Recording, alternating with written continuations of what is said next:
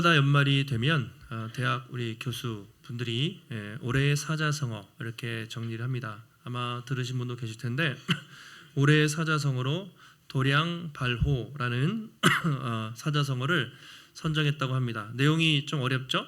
도량발호, 권력이나 세력을 제 멋대로 부리며 함부로 날뛰는 행동이 만연하다, 이런 의미로 도량발호 올해의 사자성어로 전했다고 말하고 있습니다. 권력자가 국민을 섬겨야 되는데 그렇게 권력을 가지고 사람들을 괴롭히고 또 마구 권력을 휘두르는 것을 도량발호라고 말하는데요. 어쩌면 요즘 우리가 처한 시국과 또 많이 맞닿아 있는 것 같습니다. 두 번째는 이제 잘 아시는 후한무치, 후한무치를 선정했어요. 후한무치가 뭐죠? 이건 얼굴이 두꺼워서 부끄러움을 모른다. 우리가 참 낯짝도 두껍지 이렇게 얘기하는데 얼굴이 두꺼워서 얼굴에 철판을 깔은 정말 부끄러움을 모르는 그런 사람들을 후한무치, 두 번째 2위로 선정을 했다고 합니다. 요즘 사람들을 보면 정말 잘못을 해도 전혀 잘못했다고 인정하지 않고 자기가 옳다고 주장하는 정말 얼굴이 두꺼운 후한무치한 사람들이 우리 주변에 또 참 많이 있는 것을 우리가 보게 됩니다.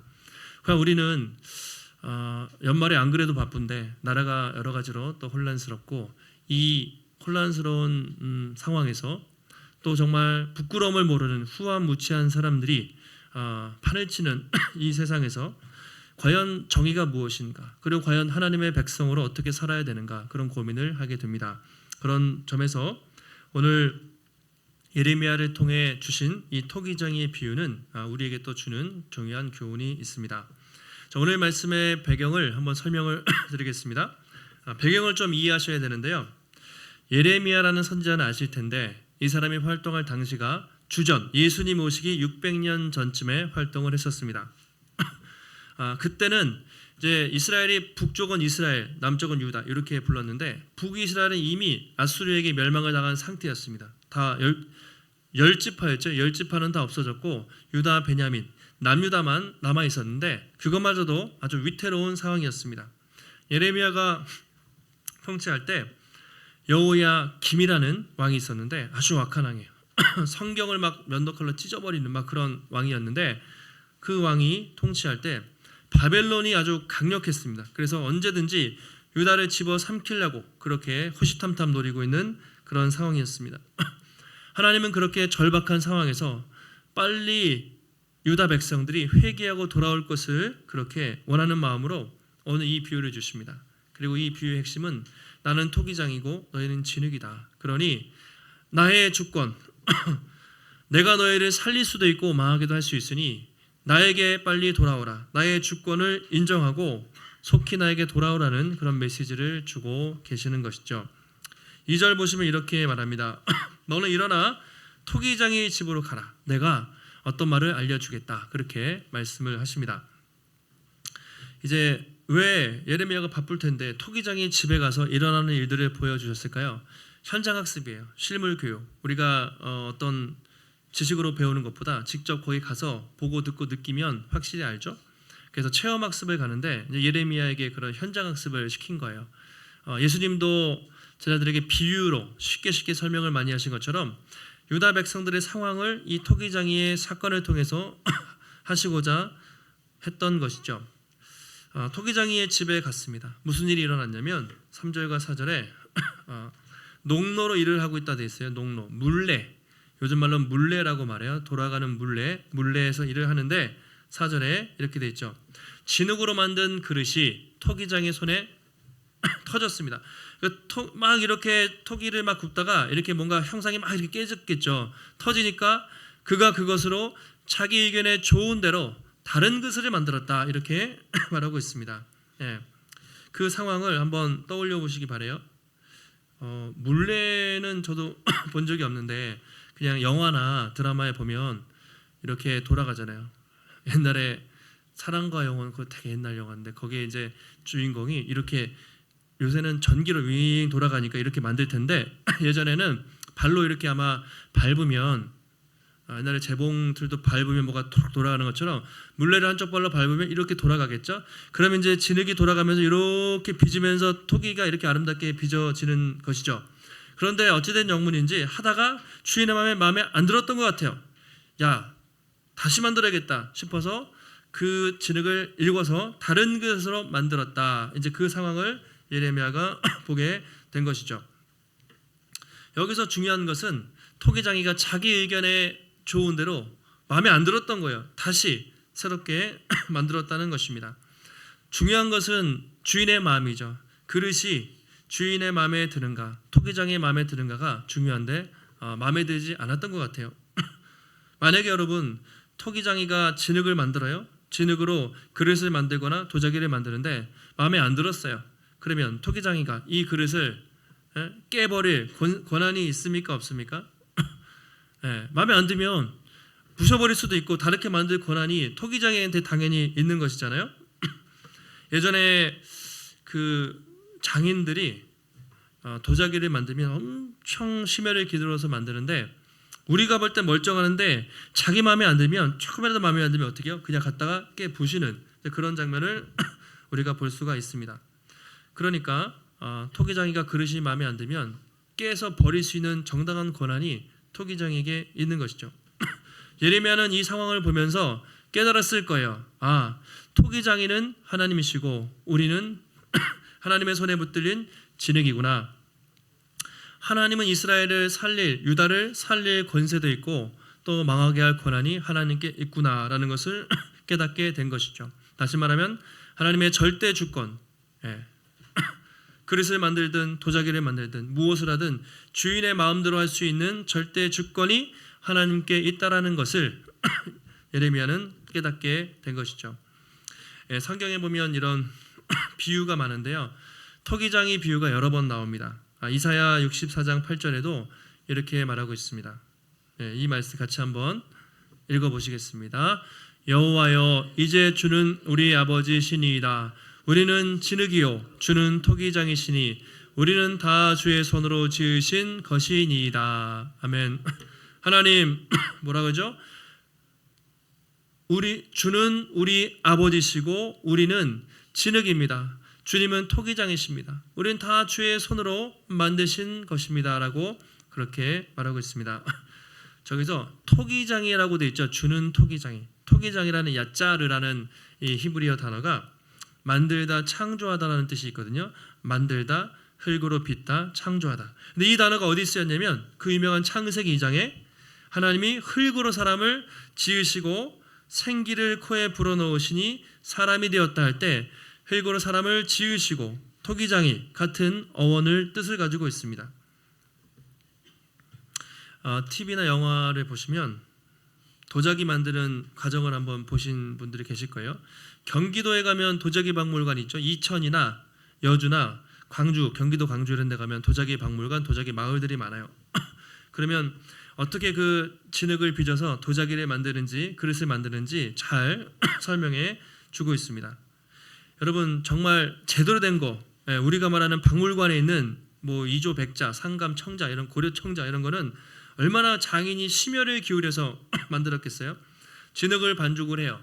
그리고 형태를 만들죠. 아까 물레 윙 돌려가지고 이렇게 이쁘게 만든 다음에 건조를 해요. 말린다고 합니다. 초벌구이를 해요. 뜨거운 불에 넣어서 초벌구이를 한 다음에 그림을 다 새겨요. 이렇게 아름답게 새기고 재벌구이를 하고 그렇게 해서 완성이 되는데 이 도자기를 만드는 과정이 상당히 힘들고 어려운 것이죠. 그러니까 장인 정신을 가지고 막 열심히 만들어서 하나의 도자기의 작품이 나오게 되는 것입니다. 그러니까 도자기 하나 만드는데도 그렇게 많은 노력이 필요한데 하물며 인간을 창조할 때 하나님이 얼마나 심혈을 기울여서 우리를 만들었겠습니까? 마치 장인이 도자기를 아름답게 빚는 것처럼 인간의 하나님의 형상을 넣어서 우리의 척추, 우리의 뼈와 살과 심장과 세포 하나하나를 하나님이 그렇게 직접 창조하셨다라고 그렇게 성경은 말하고 있습니다. 제가 예전에 아이가 태어났을 때 처음에 아기 태어나면은 아빠들은 뭐 엄마도 그러겠지만 어떻게 이렇게 안아야 될지 잘 몰라요. 근데 첫째가 태어났을 때 이제 엄마가 병원에 있고 이제 산부인과에 있고 이제 잠시 아기를 데리고 나가서 아빠가 안고 있으라고 그랬는데 그게 10분인지 20분인지 기억은 안 나지만 눈을 못 뜨는 상태에서 뭐 연고 같은 게 이렇게 발라져 있어요. 그래서 뭐 앉지도 못하고 이렇게 밖에서 기다리고 있는데 눈을 딱 떴어요. 그 딱 마주쳤을 때 야, 참 신기하다. 그 처음에 눈을 뜨고 마주친 그 장면이 지금도 10몇 년이 지났지만 기억에 있어요. 신기하죠? 자신의 형상을 닮은 자녀의 모습을 볼 때 본능적으로 사람들은 정말 사랑스럽고 기뻐하는 마음이 부모에게 다 있는 것이죠. 왜냐하면 그 안에 우리의 내 형상이 뭔가 들어가 있기 때문에 그런 것이죠. 하나님이 우리를 볼 때도 마찬가지라는 것입니다. 우리를 만들 때 빛이 있으라, 궁창이 있으라 말씀으로 그렇게 창조하시지 않았어요. 모든 건 다 그냥 말씀으로 창조하셨지만 인간을 창조할 때 하나님이 상당히 심혈을 기울이셨습니다. 성부와 성자 성령이 모이셨습니다. 회의를 하시고 과연 이 인간을 얼마나 아름답게 만들까 고민하시고 그렇게 자신의 형상을 따라 흙으로 사람을 빚으시고 생기를 넣어서 자신의 형상을 닮은 존재로 인간을 아름답게 창조했다라고 말하고 있습니다. 그러니까 하나님 우리를 볼 때마다 우리가 애들의 자녀를 볼 때 정말 자기 형상을 볼 때 기쁜 것처럼 우리를 볼 때 그렇게 기뻐하신다고 성경은 말하고 있습니다. 그것을 이렇게 표현하죠. 보시기에 심히 좋았더라. 한마디로 다른 건 보시기에 좋았더라. 근데 보시기에 너무너무 인간을 창조하고서는 하나님이 보시기에 너무 사랑스럽고 좋았더라라고 기뻐하시는 장면을 성경에서 기록하고 있습니다. 예전에 요즘에는 이런 찬양 안 부르죠. 걸작품 그 성경학교 때 단골로 불렀던 가사가 뭐죠? 흙으로 빚어서 생기를 불어넣어 살아 숨쉬는 사람을 만드셨죠. 나는 걸작품, 하나님의 최고의 작품, 너도 걸작품, 하나님의 최고의 작품. 이제 그런 노래가 있잖아요. 세상 사람들은 작품하면 아주 화려한 건물, 멋있는 건물이나 유명한 화가가 그린 그림, 마스터피스 이걸 작품이라고 말하지만 하나님이 볼 때 최고의 작품은 누구냐? 인간들이죠. 사람들. 왜냐하면 당신의 형상을 담아서 창조했기 때문에 하나님 우리의 최고의 작품으로 아름답게 창조하셨다고 성경에서 말하고 있습니다. 그런데 중요한 것은 그 하나님이 창조하신 작품들이 하나님께 반역을 했다는 것이죠. 아담과 하와가 선악과를 따먹으면서 하나님께 반역을 했어요. 그때부터 하나님의 형상이 찌그러지기 시작했습니다. 하나님의 창조하신 토기가 더럽게 된 거예요. 깨지고 상하게 된 것이죠. 아담과 하와가 선악과 따먹은 것은 그냥 열매 따먹은 게 아니죠. 이것은 반역한 것입니다. 이번에 내란죄로 온 나라가 어려웠죠. 아담과 하와가 선악과를 따먹은 것은 인간들이 하나님께 반역한 것이었어요. 마치 진흙이 토기장이에게 반역한 것입니다. 나는 토기장이가 싫습니다. 나는 당신이 마음에 들지 않습니다. 이제부터는 내가 내 인생의 주인 되어 살겠습니다. 이것이 바로 아담과 하와가 선악과를 따먹은 행동이죠. 여러분, 진흙이 토기장이에게 까불면 어떻게 됩니까? 말이 안 되죠. 당연히 그 토기장에는 이 진흙을 집어서 던져서 부셔 버리겠죠. 바로 이것이 아담과 하와가 선악과를 따먹었던 그 배신의 행동이었습니다. 거의 국헌문란, 하나님 나라에 대한 엄청난 배신을 인간들이 했던 것이죠. 그 후로부터 아담과 하와의 모든 자손들은 하나님을 싫어해요. 하나님을 거역하고 반역하는 불순종의 마음이 인간의 마음에 계속해서 있습니다. 이스라엘 백성들이 이제 애굽에서 탈출해 가지고 광야에 갔어요. 매일 불평하고 원망하고, 그렇죠. 왜 우리를 이 광야로 인도하셨는가 끊임없이 불평했습니다. 근데 하나님이 40년 뒤에 요단강 건너서 가나안 땅을 젖과 꿀이 흐르는 땅을 선물로 주셨어요. 근데 가서도 어떻게 했습니까? 계속 범죄하고 불순종하다가 북이스라엘은 이미 아수르에게 망한 상태였습니다. 이제 남유다도 망하기 직전의 상황이 된 것이죠. 바로 그 상황에서 하나님은 이 유다를 향해서 경고의 말씀을 주시죠. 그것이 6절 말씀이 되겠습니다. 같이 한번 우리 6절 말씀 읽겠습니다.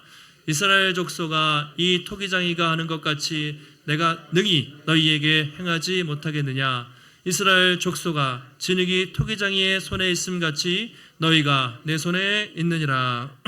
아멘. 뭐라고 하죠? 이스라엘 유다 백성들아, 토기장이가 진흙을 이렇게 진흙으로 토기를 만들다가 마음에 안 들면 부셔버릴 수도 있고 다른 그릇을 만들 수도 있는 것처럼 너희도 회개하고 돌아오지 않으면 이 토기처럼 이 그릇처럼 완전히 버려질 것이다 라는 경고의 말씀을 하고 계시는 거죠. 다시 말하면 너희가 빨리 회개하고 돌아오라. 너희가 아무리 까불고 너희가 아무리 날뛰어봤자 내 손 안에 있는 진흙에 불과하다. 그렇게 그런 메시지를 주고 계신 것이죠. 그래서 7절과 8절에 보시면 내가 어느 민족을 멸망시키려 했다가도 만약에 악에서 돌이키면 내가 용서할 거야. 아무리 이방 악한 민족이라도 회개하고 돌아오면 그 민족을 용서하겠다. 그런데 9절 10절에는 내가 만약에 어떤 민족을 세우려고 했는데 그 민족이 불순종하면 반드시 저주를 받을 것이다. 다시 말하면 아무리 내가 택한 유다 이스라엘 족속이라도 내 말씀에 불순종하면 재앙을 받을 것이다. 그렇게 경고를 하고 계십니다. 하나님은 이방인이든 유대인이든 차별하지 않고 공의롭게 모든 민족 모든 사람들을 공의롭게 심판하시겠다라고 말씀을 하신 것이죠.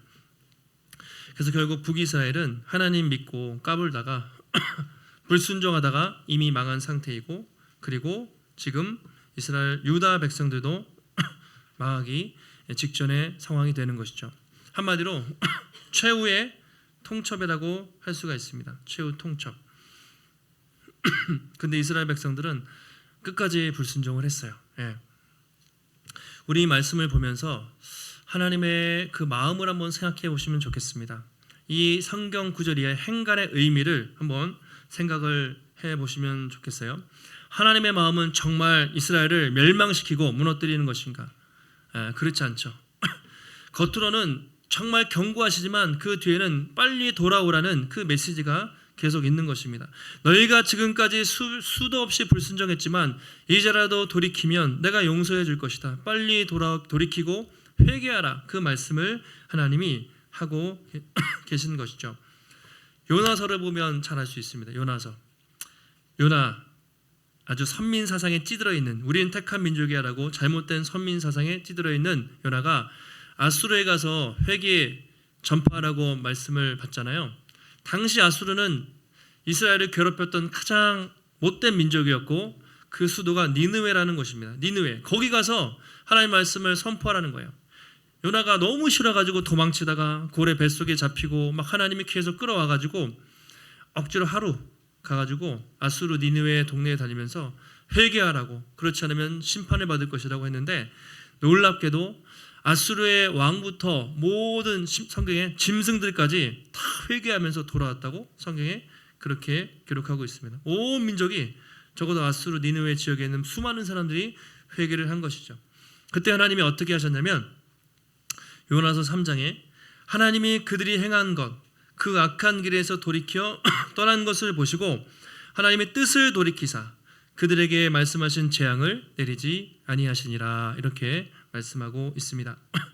하나님은 아무리 이방 민족이라도 다 하나님의 백성이에요. 사실은 아수르도 바벨론도 니느웨도 다 하나님의 것이고 아무리 악한 민족이라도 하나님께 회개하고 돌아오면 그들을 용서해 주시는 은혜롭고 자비하시고 노하기를 더디하시는 하나님이라는 것을 분명히 보여주고 있습니다. 선지서를 보면요, 되게 다 심판, 거의 다 심판 이야기예요. 심판의 메시지가 이사야, 예레미야 계속 나오는데 호세아서 11장에 보면 이런 표현이 있습니다. 에브라임아, 내가 어찌 너를 놓겠느냐? 이스라엘아, 내가 어찌 너를 버리겠느냐? 내가 어찌 너를 아드마같이 버리겠느냐? 스보임같이 놔두겠느냐?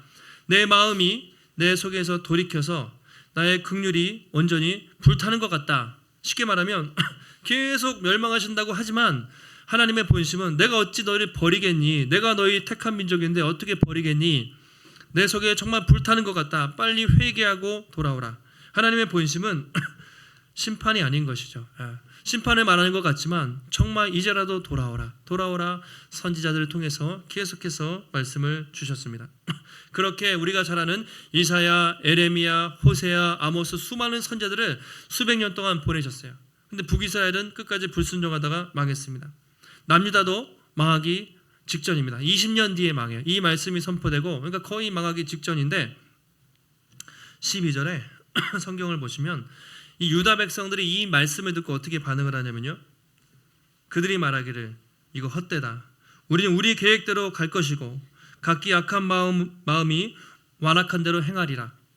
그들의 반응이 그것이었어요. 예를 들면 쓸데없는 소리 하지 말라고. 우리는 하나님 필요 없다. 우리의 계획대로 갈 것이다. 여전히 악한 길로 갈 것이다. 꺼져라. 이렇게 그들이 반응을 합니다.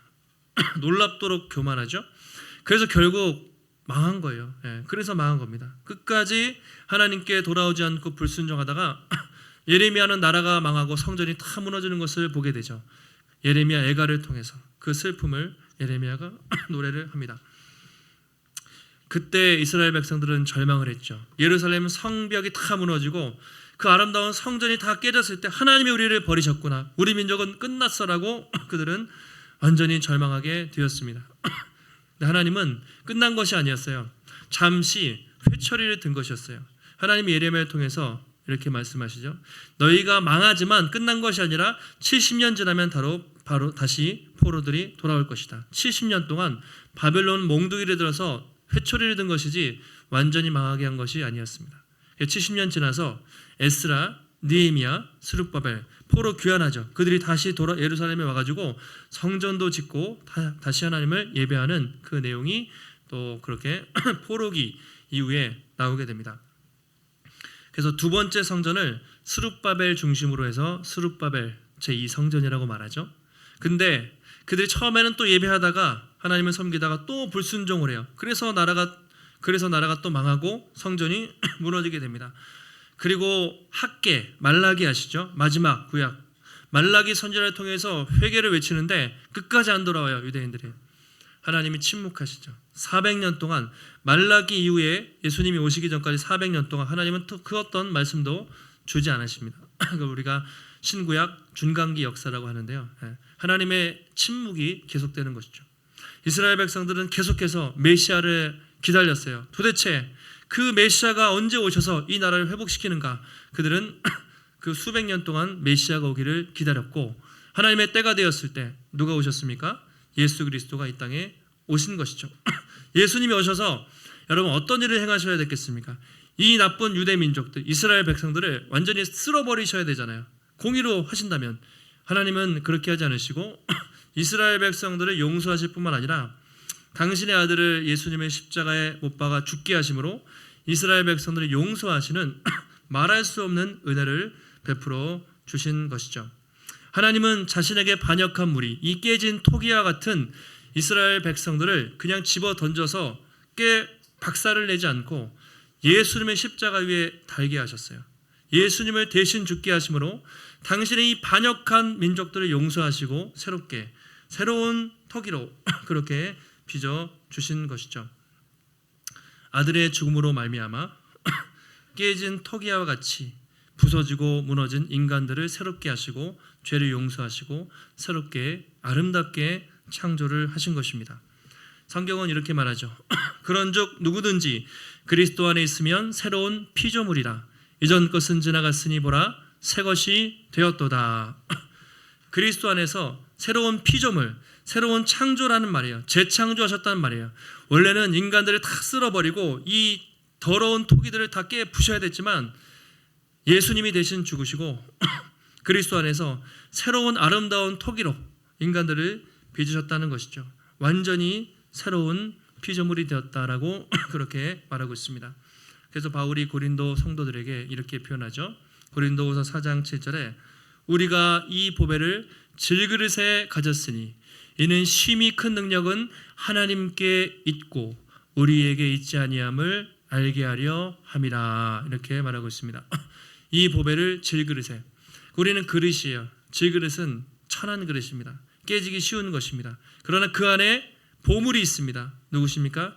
예수 그리스도가 우리 안에 담겨있기 때문에 우리는 아름다운 존재이고 우리는 질그릇같이 약하지만 하나님이 예수 그리스도가 우리 안에 계시기 때문에 우리는 어떤 상황에도 흔들리지 않는 담대함을 가질 수가 있다는 것이죠. 우리의 정체성은 이제 깨진 토기였지만 보화를 담은 토기로 그리스도 안에서 새롭게 변화가 된 것이죠. 바울이 나중에 이제 이 그릇 비유를 하면서 하나님이 우리를 빚으시고 얼마나 아름답게 만들어가기 원하시는지 디모데후서 2하에서 말하고 있는데요. 큰 집에 가면 금그릇이 있어요. 은그릇도 있어요. 나무그릇도 있어요. 질그릇도 있어요. 어떤 그릇이 좋겠습니까? 여러분은 식사하시면 어디 그릇에? 금으로 된 그릇, 은으로 된 그릇, 좋은 그릇. 근데 금그릇에 파리가 앉아있거나 상한 음식이 있어요. 더러워요. 근데 질그릇인데 아주 깨끗해요. 어디에 먹겠습니까? 질그릇에 먹겠죠. 그러면서 금그릇, 은그릇, 나무그릇, 질그릇이 있는데 주인이 어떤 그릇을 쓰는가? 21절에 이렇게 말하고 있습니다. 같이 한번 읽어보실까요? 그러므로 누구든지 이런 곳에서 자기를 깨끗하게 하면 귀 쓰이는 그릇이 되어 거룩하고 주인의 쓰심에 합당하며 모든 선한 일에 준비함이 되리라. 아멘. 하나님 어떤 그릇을 쓰십니까? 멋있는 그릇, 화려한 그릇이 아니라 깨끗한 그릇. 하나님은 깨끗한 그릇에 관심이 있어요. 자기를 깨끗하게 하면 귀 쓰이는 그릇이 돼요. 주인이 깨끗하다, 그 그릇을 쓰신다는 것이죠. 사람들은 금수저, 은수저 또는 교회에서도 은사가 많은 분이 있습니다. 스펙이 좋은 분이 있습니다. 능력이 좋은 분도 있습니다. 그런데 그런 것보다는 얼마나 그 사람이 깨끗한가, 그 그릇이 거룩한가, 하나님 보시기에 얼마나 겸비되어 있는가, 그걸 보신다는 것이죠. 그래서 하나님은 그 착하고 깨끗하고 거룩한 그릇을 쓰기를 기뻐하신다라고 그렇게 말하고 있습니다. 여러분, 진흙이 아름다운 작품이 되기까지 얼마나 많은 시간이 걸리는지 모릅니다. 장인이 그 도자기 하나를 명품을 만들기까지 수많은 노력과 땀이 들리고 1200도가 되는 엄청난 뜨거운 불을 통과해야만 아름다운 멋진 장인, 멋진 명품 도자기가 만들어진다고 말하고 있습니다. 여러분, 우리도 그렇습니다. 우리 한때 깨지고 빵꾸나고 아주 더럽고 구멍난 그릇이었습니다. 그런데 주님이 우리를 새로운 그릇으로 만드셨어요. 그런데 그 그릇이 쓰임받기까지는 또 수많은 훈련과 연단을 통해서 더 깨끗한 그릇, 더 아름다운 그릇, 더 거룩한 그릇으로 우리를 빚어가신다고 성경은 말하고 있습니다. 어제 하나 제가 영상을 올려드린 게 있는데 못 들으신 분은 오늘 들어보시면 토기장이라는 노래예요. 토기장이에 대한 비유 노래들이 많이 있는데 시와 그림이라는, 근데 그 가사를 한번 곰곰이 생각해 보시면 하나님의 마음이 이 노래 가사에 아주 잘 담겨 있습니다. 이렇게 시작하죠. 내가 너를 빚었단다. 나는 너의 토기장이. 내가 너를 만들면서 얼마나 기뻐했는지. 너의 눈을 만들면서 너에게 눈을 못 댔지. 얼마나 사랑스럽던지 지금도 기억한단다. 너의 손을 빚으면서 하나하나 세워봤지. 이 세상 너밖에 없는 지문을 넣어주면서 너의 심장을 빚으며, 다음으로 넘겨주시면, 너의 심장을 빚으며 호흡을 불어 넣어줬지. 너의 첫 심장 소리를 들은 그날을 잊을 순 없지. 나는 널 단 한순간도 사랑치 않은 적 없지. 나는 널 단 한순간도 손에서 놓은 적 없지. 나는 널 단 한순간도 눈에서 뗀 적도 없지. 내가 너를 빚었단다. 나는 너의 토기장이. 이제 그런 내용의 가사입니다. 한번 들어보세요. 여기서 한마디로 이거죠. 나는 널 한순간도 사랑하지 않은 적이 없다. 단 한순간도 눈을 뗀 적이 없다. 그 말은 뭐죠? 우리는 하나님 앞에 눈 뗀 적이 많죠. 우리는 한눈 판 적이 많습니다. 우리 하나님 사랑하지 않은 적이 많고 하나님을 배신한 적도 많은데, 우리가 그렇게 하나님을 불순종하고 하나님 찾지도 않고 제멋대로 살아가는 그 순간에도 하나님은 한순간도 우리를 향해 눈을 떼지 않고 우리를 사랑하지 않은 적이 없다라고 그렇게 말하고 있습니다. 하나님은 처음부터 끝까지 미련하게 우리를 짝사랑하시는 그런 하나님이라고 말하고 있습니다. 우리가 지금도 살아갈 수 있는 것은 그 하나님의 사랑 때문이죠. 그리고 그 사랑은 지금도 영원히 변함이 없노라고 그렇게 말하고 있습니다. 여러분, 하나님은 토기장이, 우리는 진흙입니다. 근데 그분은 어떤 토기장이십니까? 우리는 너무나 사랑하셔서 당신의 아들을 죽기까지 내어주신 선하고 인자하신 아름다운 토기장이가 되십니다. 지금도 여러분 앞에 어떤 문제들이 있습니까? 말할 수 없는 고난의 시간들을 혹시 지나고 계십니까? 하나님은 그 고난과 연단의 시간까지도 사용하셔서 우리를 아름답게 빚어가시는 선하신 하나님이신 줄 믿습니다. 세상의 그 무엇도 한 번도 시선을 뗀 적이 없다면, 심지어 아들을 내어 주셨다면 그 사랑은 그 무엇도 끊을 수가 없습니다.